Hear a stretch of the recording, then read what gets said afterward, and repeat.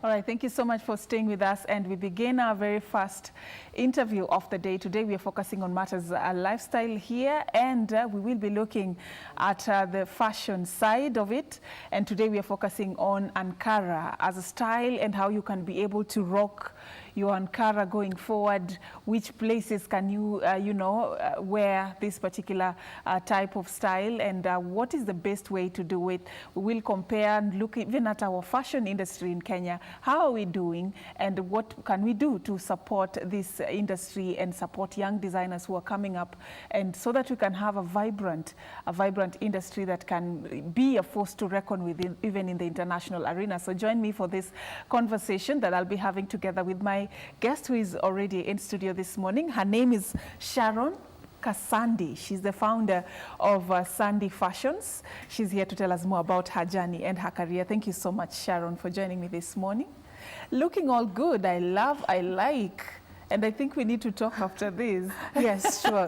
I like what I see. I usually, when I'm having a fashion design on board, I usually like starting by allowing them explain their outfit a little bit. There's usually a story and an inspiration behind what somebody's putting on, especially when you're an expert in it. Yes. So tell us a bit about what you're having on today. So what I'm having on today is just a peplum top that can be worn once you are maybe going for a very formal or corporate event. And in the Kenyan market right now, what we're trying to do is bring this aspect of actually having business outfits for people to actually wear them to work or to any corporate event. So that was what was inspired by this. And why I'm doing the peplum is because I'm wearing official pants, which we also make at in our brand. So it has to cover and it has to flow very well with what you're wearing. Yes. Okay. You have to look simple and not a bit exaggerated, especially because it's corporate you're looking at. Yes. Yeah, I like what you've done with it and how you've broken it down and made, something really good out of it. We really need to know first more about Sharon and, tell us a little bit about yourself and your journey into fashion. Okay, so my name is Sharon Kasandi, as you've heard, and I am a fashion designer. But before I came into the field of fashion and design, I have a background in communications, more specifically public relations. So with that, I saw that you can actually play around and you can actually integrate public relations into the fashion industry. Yes. So my journey in design started in 2013. That is when I had my first show, which I organized. It was called Kitale Fashion Weekend. And out of it, just people started getting more interest in it. But I had to stop because I was coming to university here in Nairobi. But with that also, I was able to actually get referrals from other people who would be like, okay, come please come do style me, please do a small piece for me. And out of it, that's how the passion grew over and over and over. So I got employed for a period of 11 months, and thereafter I was just into fashion or communication? No, actually into the tech industry. Okay. Yes. So I was after that, I was just like, oh, I don't think this can work for me. Yes.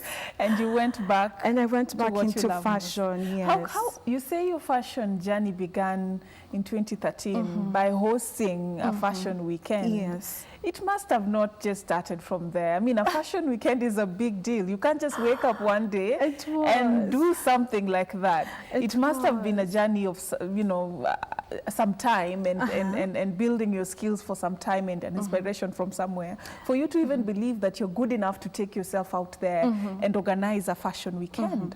Yeah, so what inspiration or where did you learn this from? So I come from a very creative background. All right. So most people around me are creatives.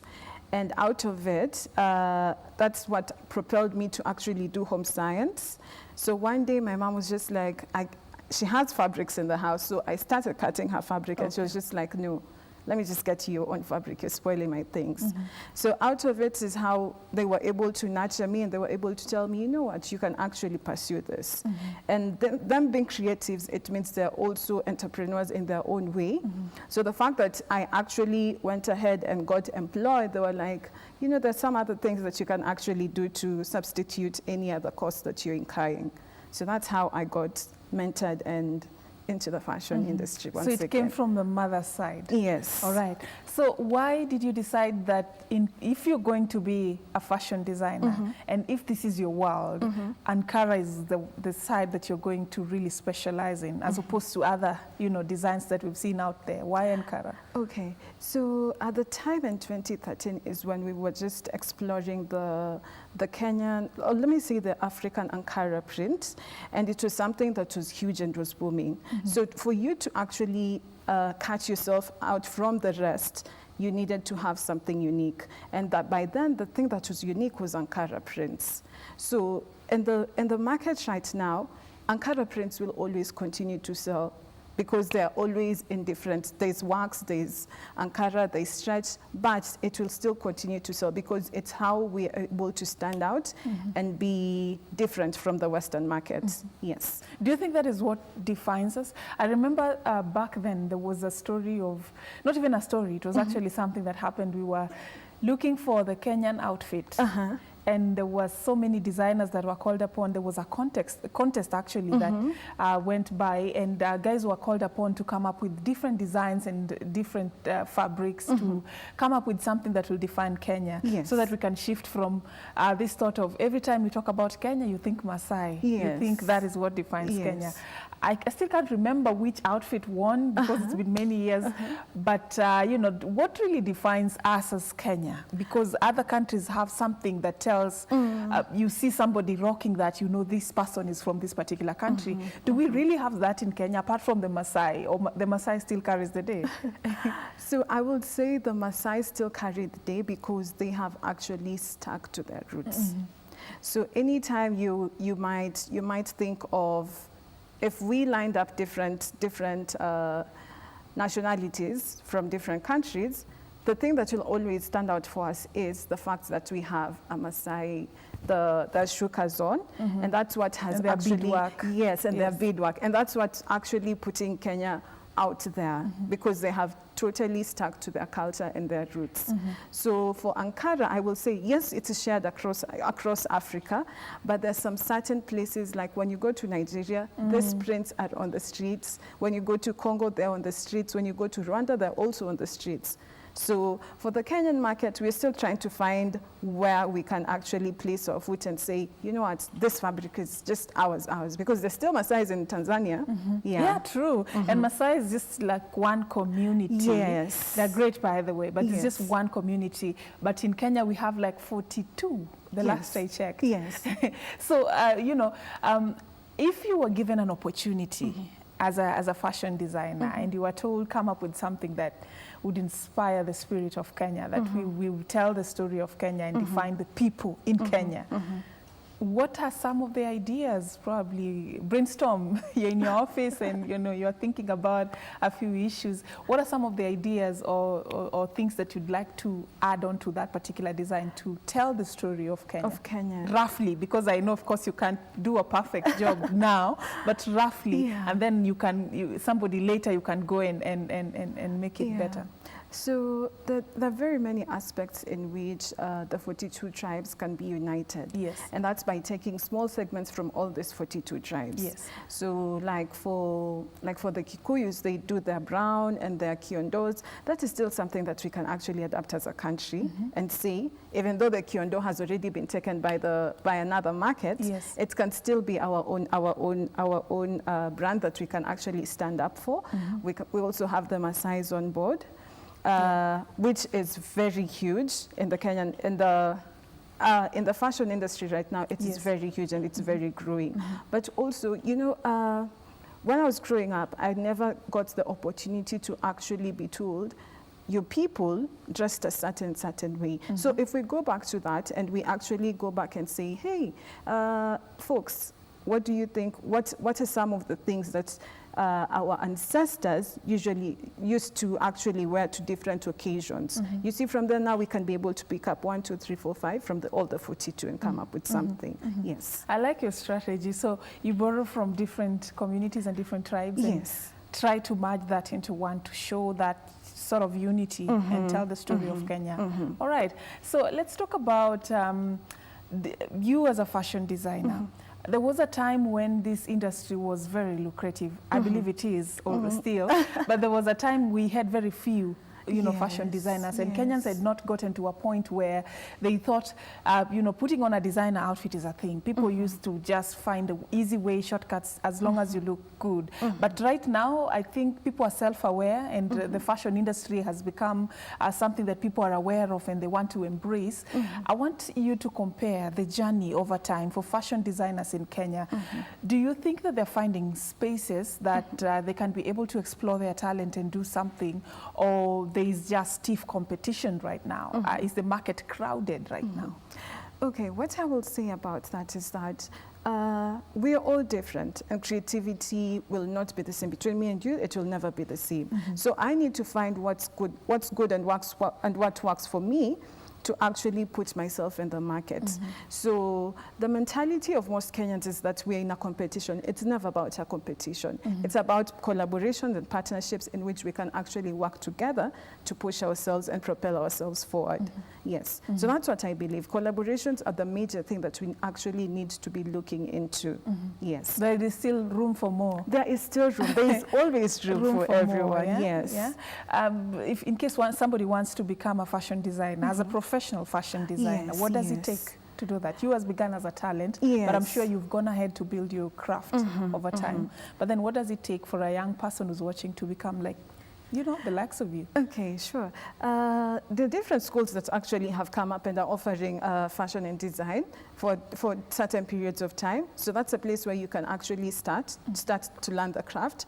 But also when you go to your local tailor, be curious to know, okay, so he's doing this and this and this, just like 1, 2, 3, 4, 5, like the basics. That's how I actually got to know how to actually do some certain things.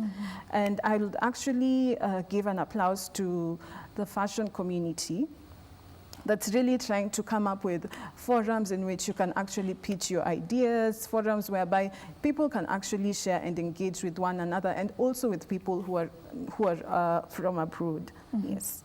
Okay, so if I'm still focusing on the young designers who are coming up, and I want you to talk to us about, many people would prefer the cheaper versions of designs, and you'd find many imported Western designs are cheaper as opposed to what we have right now. Like if somebody was to walk into your shop and you design an outfit for them and they wear it, it would not cost the same as somebody who's just going to a shop and picking something, or going to the likes of Gikomba and the other places. I want you to talk to us about the importance and the difference of these two, because the cost is high, yes. But is there value for money? Why should somebody invest so much in a designer outfit as opposed to just going out there and picking something that looks good? Okay, so the other day we were actually, I'm actually doing my master's, so we were discussing how the Kenyan market does not have enough entrepreneurs to actually propel different media houses or actually come in as investors. So I would say it's better off to support one of your own, because at the end of the day, the impact is still coming back to you as a community and as a society. So meaning that maybe you have come and you have bought something from me, but you don't know the team that's behind all this. You're actually impacting in people's lives and changing their communities. So for now, what I would think is that we should actually support young talent. Yes, you might not have all the resources that you have at hand, but there's a way in which different stakeholders, just as banks, just as SACCOs, are coming up and are telling people, come to us, give us your plan, tell us what you need in the next 5 years. This is for them to start their own projects. Yes. Okay. For you to actually start off your own project, and they're able to support you. They're actually there are some others who have gone to the extent of actually offering mentorship from people who've actually made it in the fashion industry. Yes. But okay, now on the consumer side of this conversation, the young designers and the designers that are there may come up with very beautiful designs that are good and high quality, and the support is there for them to do that. But I cannot say confidently this morning that in our country we've gotten to that point where each and every person can afford that designer outfit and use it as a day a day-to-day kind of outfit. Many Yes. people do that for special occasions and Very all that. true. Why is the cost implications so high? Probably as a designer, you look at the industry, you look at the business environment and what the government policies are offering. What is it Yes. that is leading to this high cost? And probably what should we do to bridge the gap so that we So- can be able to afford, you know, what's there? Okay, so what's actually making the costs high is that we are in debt as a country. That one we just have You to had to accept. go there. We had had to to go there. accept. Yes, I had to go there. Yeah. And what happens is that for the people who actually are at the top of the food chain, they don't actually feel the pinch of what's happening. But it just trickles down to the people who are actually living under $1 a day. So for us to actually cut those cut the costs and implications from the consumers is that we need to start supporting our own factories that are here. EPZ is a good example. We need to support people who actually are in that space, manufacturers to be more precise. And by supporting them, you'll find that it is very cheap for us to actually now start to do different fabrics on a day-to-day basis. There are very many cotton industries that have been run down. These are the industries that are supposed to be supported so that they can actually manufacture and process outfits or fabrics that can be used in the Kenyan market. Yes. Where do you get your fabrics from? Do we still import, or do we can we Oh, wow. manufacture them locally? No, we cannot manufacture this locally. Yes. So I have someone in Congo who actually I can be able to tell them I want certain fabrics, and they're able just to tell me, okay, so in the next 2 weeks or in the next 1 week, you'll be able to get your fabrics, and this is where you can collect them from. So for them, it's such a vibrant market because they make it from there. Yeah. Yes. Yeah. I'm looking at that and I'm seeing that as one source of why the cost is high, because now you have to import your fabric, and you also have to take care of your financial Yes. side, and Yes. that would, you know, trickle down to the final consumer. So going forward, if we could produce our own fabrics locally, probably the designs would be cheaper for people who want to support the local designers. Very true. Yeah. That I do accept. Yes. You started, and you're talking about a fashion weekend that you were hosting way back in Kitale. Do you still do that?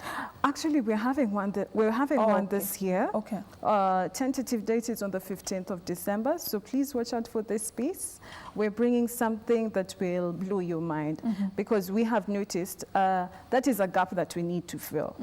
Because there are very many people who are actually willing to buy, but they do not know these designers. And one thing that I might say is that people, we need to actually put our work out where we for come people, from. You know, like for me, I come from Kitale. So you go back home? Yes. Okay. We all have to start from somewhere, and the people who have actually seen you grow are the people who will be able to actually support you through 100%. That I can say for sure. Yes. Aside from, you know, putting up a show like a fashion weekend, many designers may not be able to afford Very that. true. But let's talk about general branding as a designer. And we've talked about this industry. You've told me there are still spaces for more. And in as much as people have come up, you know, still somebody can do well. But what does it take for one to brand themselves as a unique designer that can be able to attract, you know, massive consumers who come and order for their designs? What is it that probably, even from your own journey, you have done to make sure that you are where you are today? So as I said earlier on, I started off, okay, I think with time you're able to grow and you're able to know I cannot make it alone. So I started focusing on collaborations.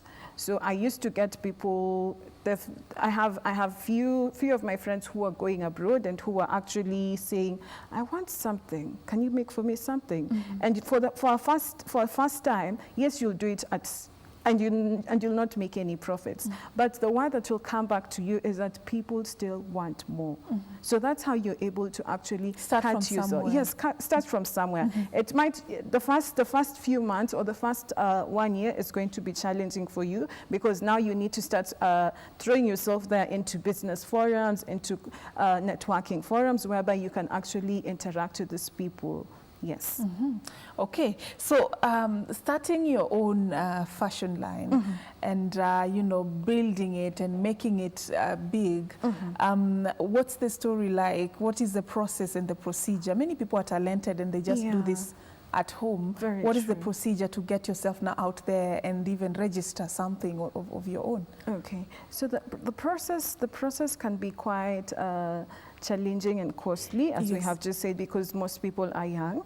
But I think what you need to do is that you need to know the space where your target is, because we can say, okay, let's say for me, I choose my target audience between the ages of 18 and 65.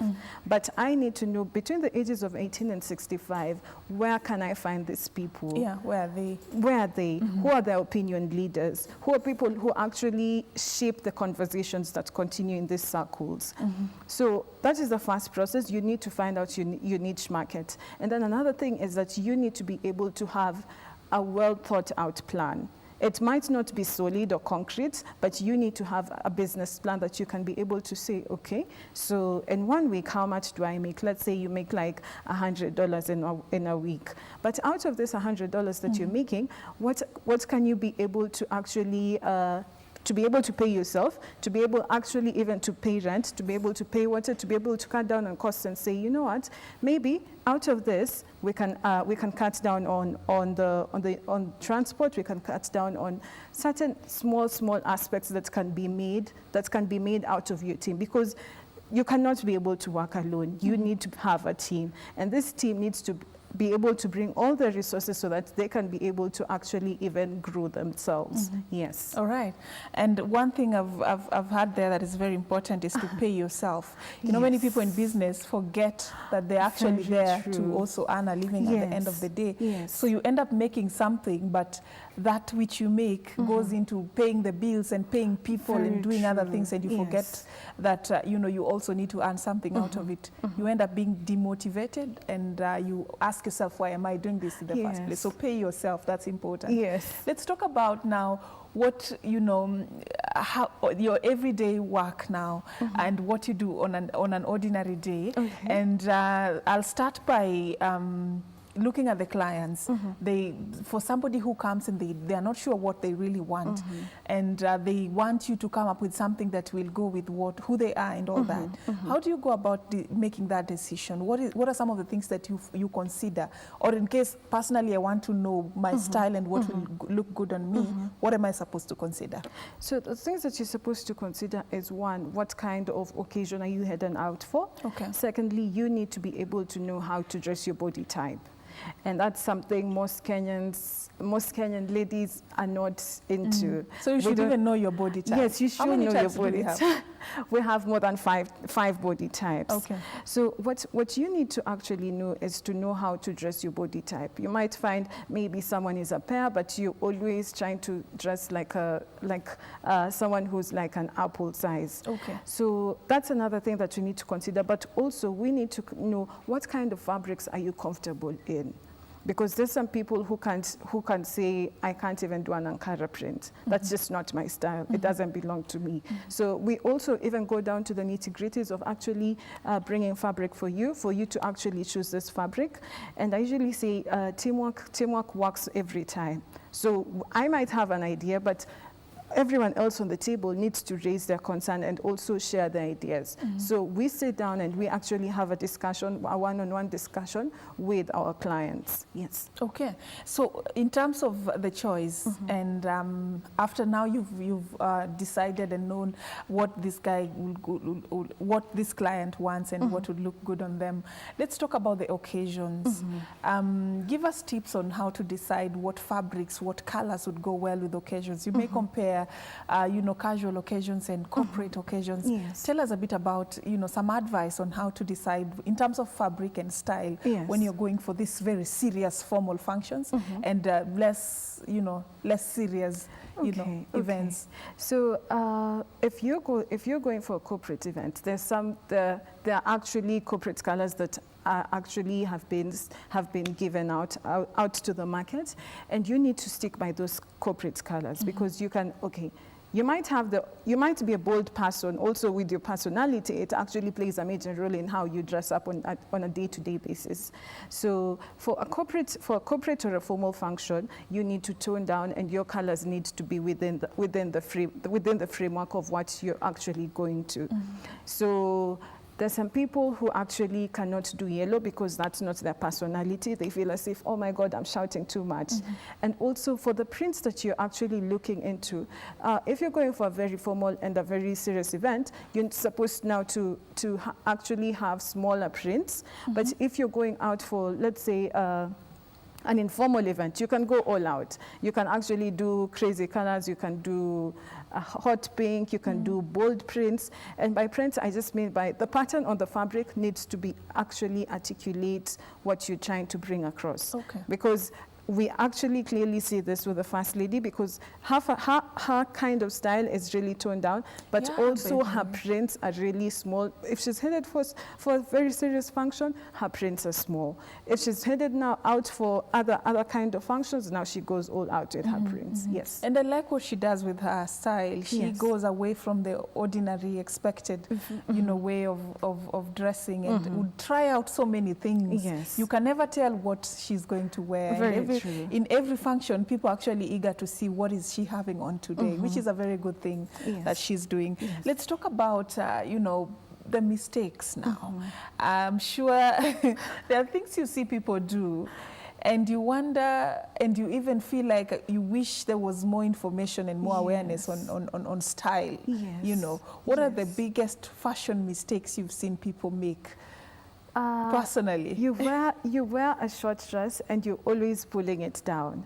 But it's short. You're not, if you're not comfortable in the length of your skirt or your dress, then don't go out and wear a really short dress. Yes. Or sometimes you might find your inner garments are actually showing on the outfit outside. So those are really gross mistakes that people make. But also I'll say, we're having Breast Cancer Awareness Month. Yes. So this month, people can actually go and you can actually get to know what bra size you are, what cup you are. You know, this is just the small mistakes. Because at times you might find, okay, someone is looking really pretty, but their bra is really either too tight. Yeah. And the person doesn't want to accept, but we can actually see the uncomfortability in your face. Yes.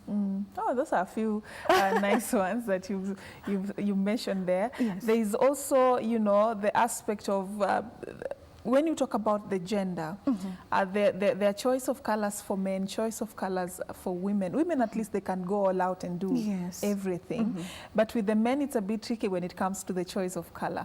I want us to talk about color first, then we'll talk about Ankara in terms of color and designs. When we are working with the male population, what are some of the things that we need to consider so that we make sure that they do not cross the boundaries? We've seen others do. Somebody has worn something that you look at it, you see a feminine touch onto that particular outfit, and there are men wearing that. So what are some of the things that we need to consider so that we avoid mistakes on that as well? So some of the things that we need to consider, as I mentioned earlier on, is just about the occasion.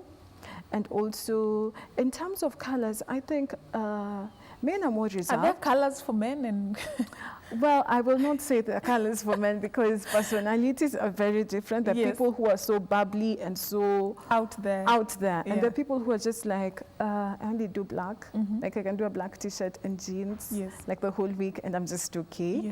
So for such kind of people who have reserved tastes, maybe blue really goes well with them. Black really goes well with them. White, sometimes they think like, no, I'm going too much out there. Yeah, so that's what I would say. But there are no colors. I won't say there are colors. There's no restriction. There is no restriction at all. But what about when you talk about Ankara and the print? Is there something that would inspire you know, the choice of what men should wear? Because the prints, if you're not careful, you may just end up, you know, putting on something that is too feminine. Very true. But you'll respond to that. Let's take a very quick break. And we are coming back with this conversation. Stay with us. This is Good Morning Kenya.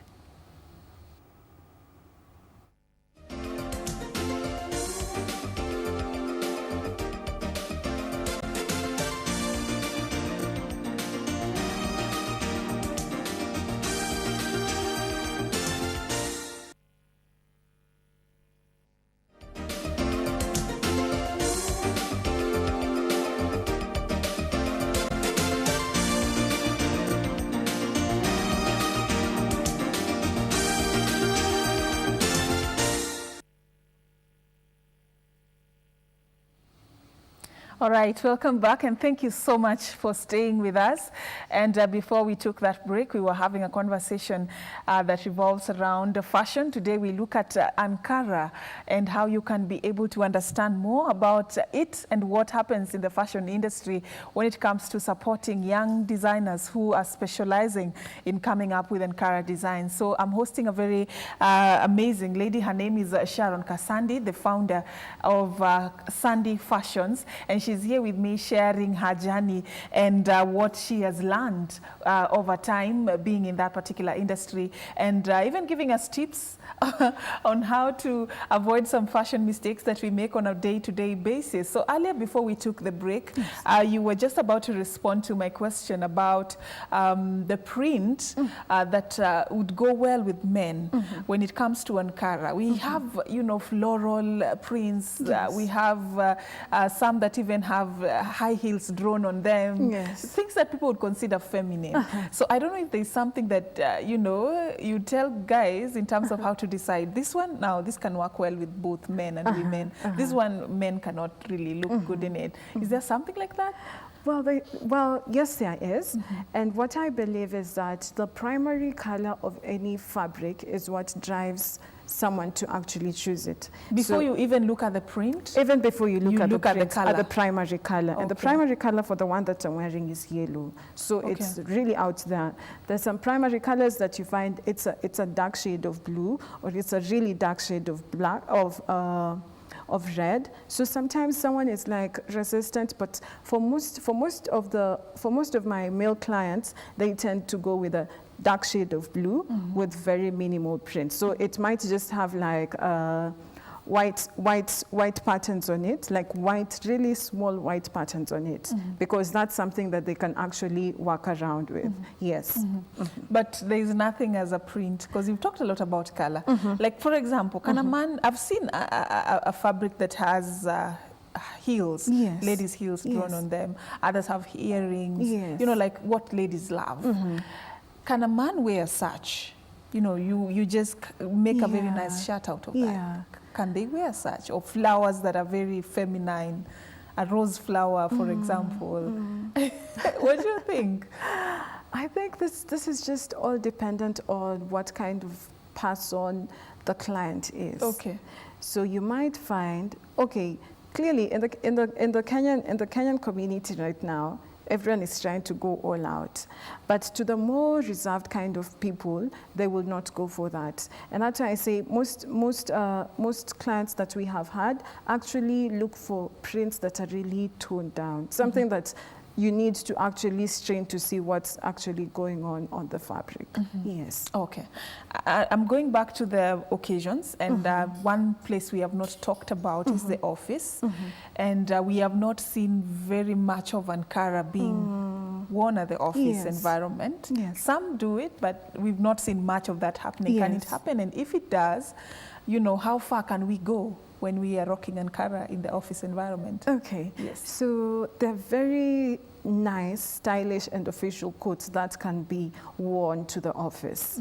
But as we said earlier on, it depends with what kind of office you're in. They're very fun and dynamic offices that people just, you might find people in jeans every day, Monday to Monday. And it's okay. And it's okay. And there's some offices that are just like, no, for us, it's only corporate colors. Your skirt needs to be just a few inches up below your knee and all that. So for people who work in the let me say in the banking industry, they have a certain dress code of actually dressing. But if you go now into the creative side, people who work in advertising, people who work in marketing, people who actually are most of the time in the field, yes, they can do prints. But this prints needs to be in a certain way, in the sense that you can actually see it's a top, yes, but it's a top that's actually very decent and that you can actually go into a meeting with it and no one will start raising any eyebrows. Yes. So color is also important when you're making that choice, so that you don't go screaming everywhere. Yes. Yes. The other aspect of this also would be the fit. That somebody, you know, you need to look good in what you have. What is it that you do to make sure that you take care of the fit? And in as much as we've talked about the design and the color and all that, so the fit, how do you go about making sure that you come up with something that would be comfortable for the client? Okay, so so far so good. About fitting, it's about how the measurements were taken. And at the end of the day also, you need to have left some allowance so that this person can be able to say, okay, I feel like it's too tight over here. I feel as if we can make adjustments on the bust area or on the chest area. So those are some of the things that we actually consider in going ahead with making the right fit for someone. But also, there are some aspects of fabrics that do stretch. So if it stretches, then it's really good. Okay. Yes. Okay. And taking care of the Ankara fabrics, rarely do people talk about this, but I have had experience with it. Yes. When you wash it, it kind of washes out. The color, you know, fades out over time, and it may not serve you for long if you do not take good care of it. So I don't know how you can, you know, take care of your, like today, assuming you just picked this up yesterday, and you want it to serve you for longer and look this new and alive, how do you wash it? How do you take care of it so that you sustain the color? So to be able to sustain the color, you need to be able to know if the fabric actually runs out. By running out, this is, I mean, it's like the color fades off. So there's certain fabrics that do fade off. But there are two types of Ankara. So there is wax and there is cotton. Oh, okay. Cotton does not fade out. Wax is one that fades out. But in terms of washing, it depends with the detergents that you're actually using on the fabric. And I always tell people, if you're taking out your first wax outfit for washing, you better do a dry cleaner or hand wash it with bar soap, kipande. Yes. Oh, okay. Yeah. Don't add those other detergents. No, yeah, because they're quite harsh on the fabric. Yes. All right. Who inspires you most in our Kenyan fashion industry? That's a really hard question. Maybe it's get inspiration from myself. And you can't tell me there's nobody who inspires you. I mean, we got to have some good people who are inspiring young designers. Yes, there are. There are very many designers that do inspire me. But I look at this from not from the Kenyan market, because you need to look far so that you can be able to push yourself to go to those extents. What do you mean? That in Kenya we do not have people who can, you know? I have not said that. Those are your own words. No, I really want to know. So far so good. Right now, the people who I actually look up to are, there's a lady by the name Chris Njoki. She's really new in the market and she's really going far because her fabrics are very well tailored. Like you can see the tailoring aspect is very well done. Yes.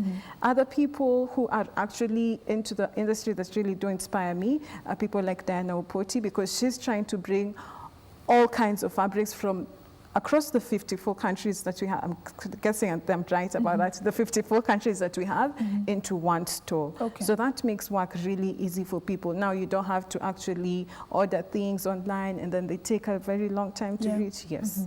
So you can just get them from there. Yes. All right. I'm glad at least we had some local names that were mentioned there. But you've talked about if you really need to go far, you look far. Yes. Which is this far for you? What is it that you're planning for yourself? Well, you know, there's a certain level in which some brands have put themselves out there.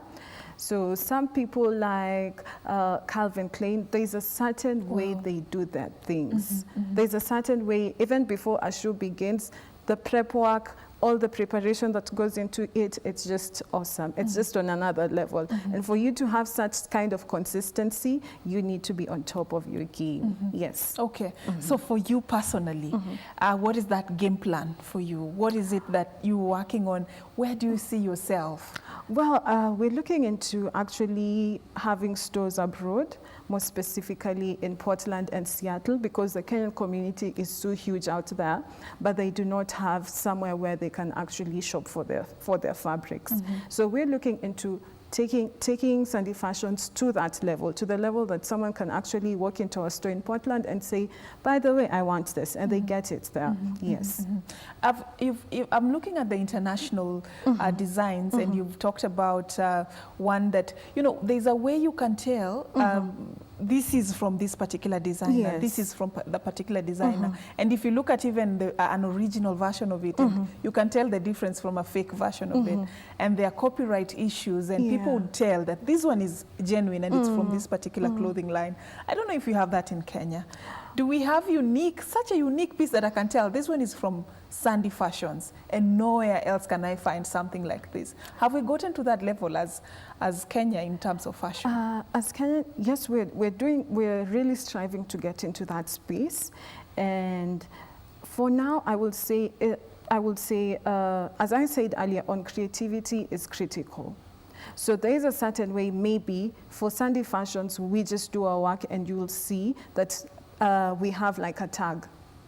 So there's something. Aside from the tag, I'm actually not even talking about like a tag with the tag, but a certain way something is done. There's a certain way maybe we place our pockets.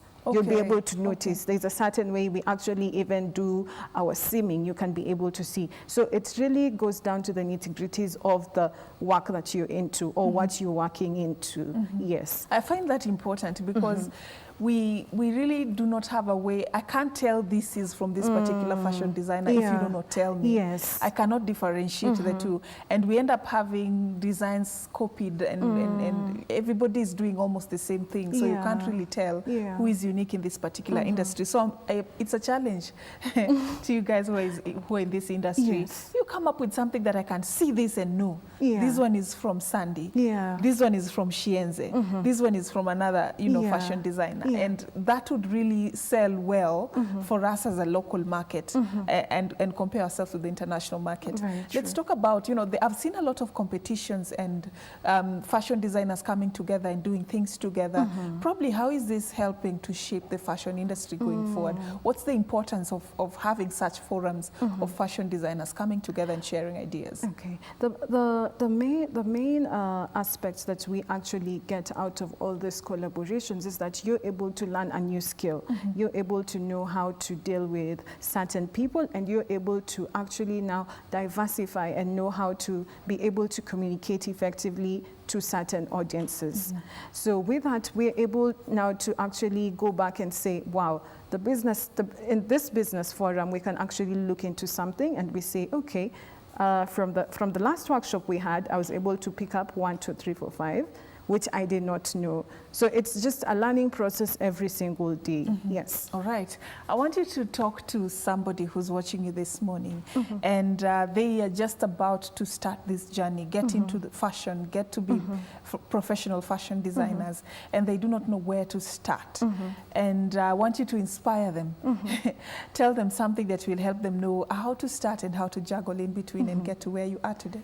Okay. So you need to be able to start with your most immediate circle. Those are the people who will actually propel you to move forward. So don't go so far. Just start with, okay, talk to your neighbor, tell them, I'm getting into the fashion industry and I'd like to make you an outfit. You never know where this person goes. You never know what kind of people they bump into. So start with your immediate circle. That's the most important thing. Another thing is to find the right team. It will take a long time, I won't lie to you, but to find the right team, they'll be able to stick with you all through the way. Yes. Well, about capital and resources, that you have to start with what you have. That's the only way you'll be able to say, at least I tried something, and this is what I learned from it. Yes. Did you know this before? Were you always this good and this informed about? I want to take you back. You started in 2013. Yes. I want to take you back in that time when you started. What is it that you didn't know then that you know now? Some mistakes you made starting out that probably you'd warn, you know, young designers about. Yes. Things you didn't know. You know, probably even being conned. Some come wow. here and they say, when I was starting my business journey, I was conned at some point. I don't know. What's your story? So to be able to trust the right people was one of the, that's something I'll say I learned the hard way, because you can be able to come up with a shoe, you will have to dig deep into your pockets or to get resources from somewhere else, but for you to get people who you can actually trust and they can be able to account for every shilling was a challenge that I had.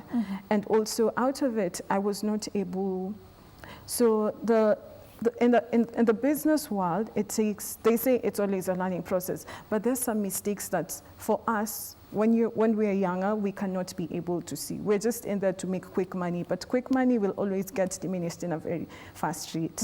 Yes. And as I said earlier on, to be able to pay yourself and to be able to save was even another challenge that I had, because you cannot be spending and spending and spending and spending, and you're not accountable for the money that you're spending. Yes. All right. How is your ordinary day like as a fashion designer? What do you do exactly when you wake up? How is your work like? You know? I love the question.